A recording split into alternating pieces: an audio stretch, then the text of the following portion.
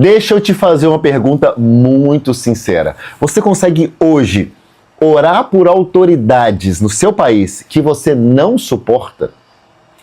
Porque falar de Tito 3, versículo 1, é muito tranquilo, muito fácil. Quando o governo é bom, quando o governo agrada a gente.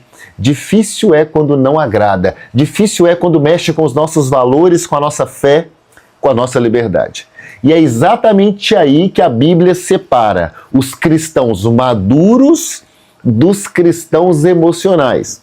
Bom, então antes de falar de Tito 3, versículo 1, se inscreva no nosso canal, dá um like, participe do 5am 365 dias no ano. Eu quero te desejar um feliz 2026, muito próspero, onde você tenha um contato profundo com a palavra de Deus. Então no 5am é isso. Todos os dias a gente contato com a palavra de Deus e os links estão aqui na descrição para você participar de uma sala conosco às 5 da manhã. Tem também meu Instagram pessoal, que é o @luiscarvalhopro, e o meu Instagram também sobre evangelismo, que é o @evangelismocomcoragem. Simbora então, o capítulo 3 de Tito, ele fala no geral sobre a conduta cristã, como a gente deve viver, sobre a bondade de Deus também na nossa vida. Ele fala, da sua misericórdia. No versículo 9, por exemplo, ele nos ensina a evitar controvérsias tolas, discussões, contendas. Então, se você entender sobre o nosso posicionamento, que o apóstolo Paulo nos designou no primeiro versículo, que vai ser o foco aqui do nosso vídeo, você vai entender todo o capítulo, vai entender muita coisa sobre o que é verdadeiramente ser um cristão raiz.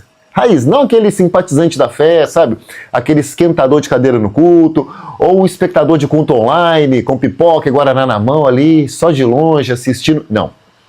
Aqui é muito mais profundo, tá? E vamos ler o que está escrito então em Tito 3, versículo 1. Diz assim, lembre a todos que se sujeitem aos governantes e às autoridades. Sejam obedientes, estejam sempre prontos a fazer tudo o que é bom. Bom, primeira coisa, você precisa entender que essa palavra, ela não foi escrita na época num país cristão. Não, ela não foi escrita num governo alinhado com valores bíblicos, que apoiava os cristãos, não. Muito pelo contrário. Ela foi escrita na época do Império Romano, um sistema na época corrupto, perseguidor, injusto. Isso te remete a alguma coisa, alguma época assim na sua vida, algum país? Pois é. E mesmo assim, o Espírito Santo inspirou isso aqui, o que está escrito, Então vamos alinhar aqui muita coisa, porque muita gente confunde sujeição, como está escrito aqui, sujeitem aos governantes, com concordância. Não, sujeição não é idolatria política, sujeição não é fechar os olhos para o erro, não. O cristão pode discordar? Pode. O cristão pode criticar? Pode. O cristão pode se posicionar. Só que o cristão ele não pode perder o espírito certo. Ele não pode sair daquilo que Jesus nos orientou. Então como que a gente pode aplicar isso à nossa realidade? A realidade do Brasil hoje, na atualidade. Nós cristãos conservadores, a gente tem muita dificuldade com algumas autoridades. No Brasil, por exemplo, nomes como Lula, Alexandre de Moraes, só de falar isso já mexe com a gente, Dá indignação, dá revolta, sim, eu sei bem, dá vontade de falar coisa que não edifica, dá vontade de quebrar tudo. Mas deixa eu te falar uma coisa com muito amor. Tito 3, ele não foi escrito quando o governo era bom. Tito 3 foi escrito para quando o governo ele testa o nosso caráter. E o que nos torna diferente do mundo? O que torna a gente pessoas diferenciadas? Porque o mundo ataca, o mundo ironiza, o mundo deseja o mal, o mundo expressa ódio, o mundo assassina, coloca a faca na barriga, o mundo comemora queda. Mas o cristão ora. Jesus não disse assim, amai quem concorda com vocês. Não, ele disse assim, amai os vossos inimigos e orai pelo que vos perseguem. Isso está aqui, em Mateus 5, versículo 44. Foi lá no Sermão do Monte, gente. Se eu só oro por quem eu gosto, isso não é cristianismo, isso é afinidade, sabe? Isso é orar por aquele que é de boa. Ah, Luiz, mas eu já te vi criticando Lula. Eu já te vi metendo o pau no Moraes, no fulano, no deputado. Sim, gente. Eu já cometi esse erro várias vezes. Só que o evangelho não é para perfeitos, e sim para imperfeitos. Mas quando eu leio essa palavra, quando eu venho aqui e leio essa palavra, como eu estava lendo hoje de manhã, em Tito 3:1, cara, eu relembrei de tudo. Eu me lembro como deve ser o padrão do meu comportamento. E aí eu entendo como eu devo me realinhar de acordo com a palavra e não com a minha carne e não com a minha vontade. Então eu te falo, eu vou me esforçar todos os dias desse ano de 2026 e dos próximos também para viver isso aqui. Eu decido ser um cristão íntegro, como estava lá em Tito 1, ser íntegro. Ele falou no versículo 6, versículo 7. Eu vou errar? Sim, claro.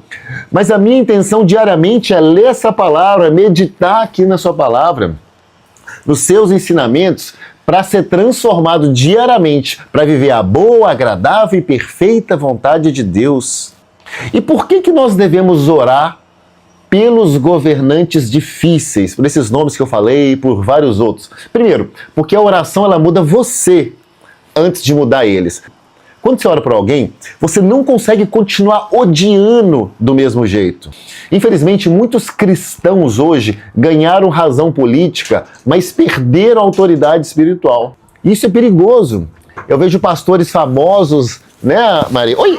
Destilando ódio e palavrões. Isso não é ser cristão, sabe? Que exemplo que a gente está dando para o mundo? A gente está sendo, com isso, iguais ou piores do que eles. Não que a gente seja melhor, mas a gente é diferente. O segundo motivo porque a gente deve orar é porque Deus governa acima deles.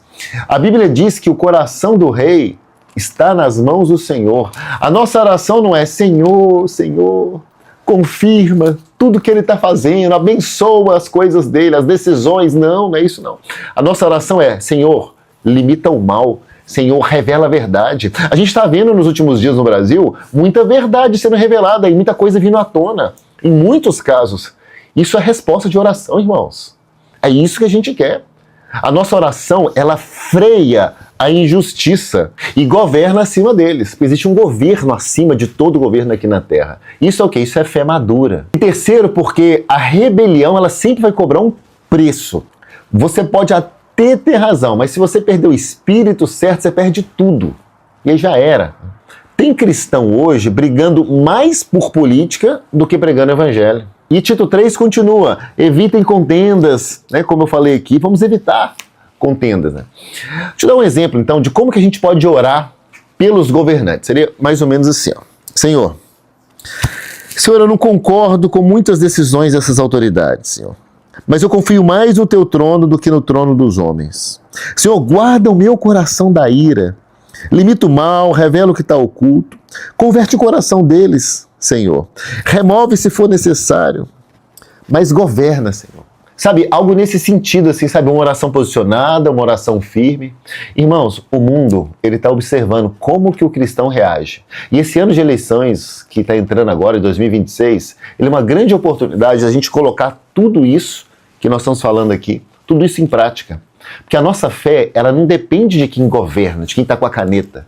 O nosso Deus, ele não perdeu o controle, nunca perderá. Tá? Então, Tito 3:1, ele chama a gente para um cristianismo mais alto, menos ódio, mais oração, menos grito, mais autoridade espiritual, mais relacionamento com Deus. Porque o nosso Deus não está no voto, ele está no trono, onde ele governa para sempre. Nada sai do controle dele. Tudo é para ele. Então, se essa palavra falou com você, irmão, compartilhe com alguém.